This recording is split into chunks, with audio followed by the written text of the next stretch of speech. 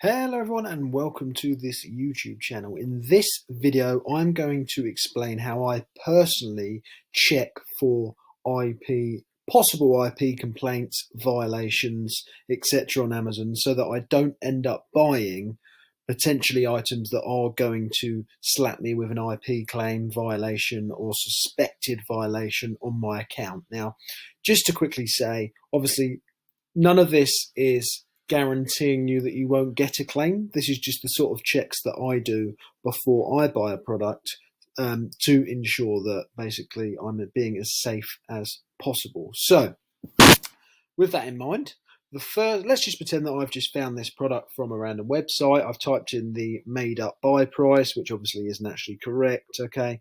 And the first thing to notice straight away, obviously, is on Buybot Pro. If you use it, if you don't use it, then I would definitely check it out. There's a link down below in the description. I first checked the IP radar here, and Buybot Pro is great for this because if it's green, it basically means that they've not had any IP violations reported to them that they know of. If it's yellow, it means that they potentially could have a violation, but they're not 100% sure on it.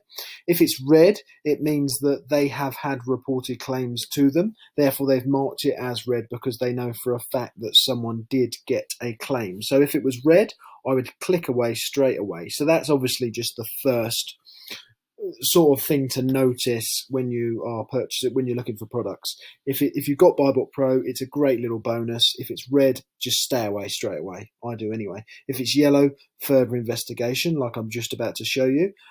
If it's green, further investigation. Doesn't mean it's not going to give you an IP violation if it's green, by the way. It just means there's no known violations yet on Buybot Pro, just to make that clear.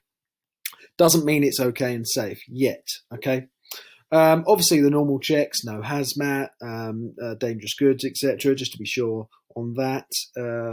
Let's scroll down to the keeper graph now. Now, if you do not have the keeper graph, you can do the same kind of analysis on the Buybot Pro in the settings, because they've also got a graph which pulls information from keeper. But in this example, I'm going to use the keeper graph. Great. So the first thing I'm going to do is click back for a year. And what I'm looking for here is massive drops on the graph, because that would usually mean an IP violation claim has potentially happened here. Now, what you instantly notice on this graph is around about March, April time, you can see here a massive drop came off on sellers, straight down to 1. There we go, straight down to 1, and then 0. And then 0, right? In this particular case, it was not an IP violation, we're 99% sure, because that's when the coronavirus hit.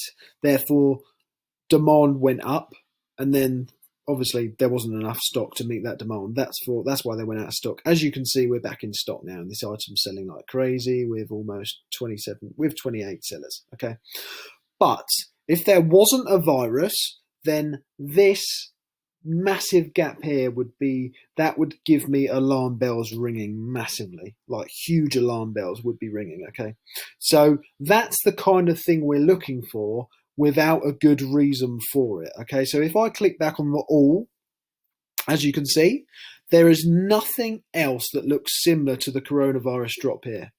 If there was, then I would look further. Okay, as you can see here, we're not looking for little drop-offs, you know? I mean, this could just be normal. It can be a rank. As you can see, that's around about Christmas time.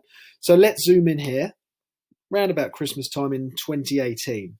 As you can see, demand is really low, really good. The sales rank low, which means the demand's high, as you can see, and then the demand's really high here. And the amount of sellers on the listing, the new offer counts, reflects that. It went down to 4 here, but that's pretty normal because you can see that the sales rank, obviously keeper doesn't catch up straight away, but you can see the sales rank was really strong here, and then it went up.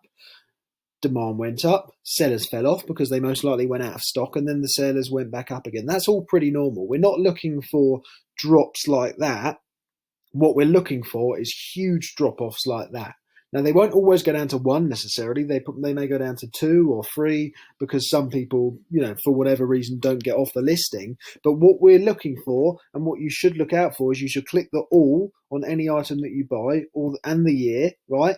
Look closely, and if you see any amount of sellers drop off in a huge way, like going from 16 to 0 or to 1, or from 10 to 1 or 10 to 3 or whatever, you've got to make sure that you investigate that and see if there's a good reason for that, because if not, it's most likely that there was an IP violation on that brand and that you want to stay away from sourcing that. So that's how I personally go about looking for and checking for IP violations on potential products, along with obviously the Buybot Pro. Okay, great. Okay, all the software I use is in the descriptions below, and I will see you in another video.